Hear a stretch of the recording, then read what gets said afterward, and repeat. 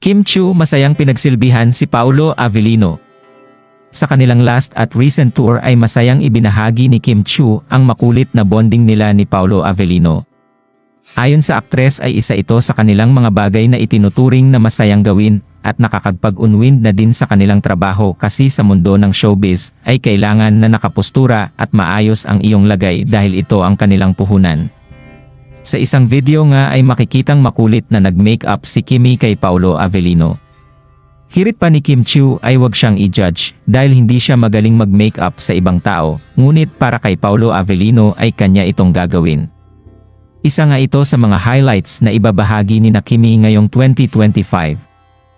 Ngayong araw naman ay kasalukuyang nagaganap ang photoshoot ni Kim at Paolo para sa kanilang upcoming film na Love Will Make You Disappear. Natuwa naman ang Kim Pao fans sa unang taon na ayuda para sa kanila. Ayon sa mga ito ay alam nilang mas higit pa sa friendship ang namamagitan sa kanila at mas malalim na ang kanilang mga napapag-usapan. Samantala ayon kay Kim Chiu ay maglalabas siya ng long-awaited vlog ngayong alas 8 ng gabi kaya abangan natin yan sa kanyang YouTube channel.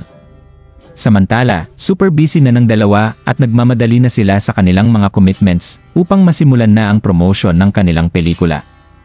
Nag-recording na din ang dalawa kanina. Hinintay pa ni Paolo Avellino si Kim Chiu na matapos sa kanyang ASAP performance upang sabayan na mag-record para sa kanilang movie. Always in her side niya ang role ngayon ni Paolo Avellino na siya namang masaya sa mga ginagawa para kay Kim Chiu. Makikita ngang masaya at contented sila sa kanilang ginagawang pag-record ng mga kanta dahil gagamitin din nila itong mga performance para sa mall shows. Kaya naman abangan ang mga paparating na promos at baka sakaling pumunta ang Kim Pao tandem sa inyong probinsya. Anong masasabi niyo sa balitang ito? Comment down below.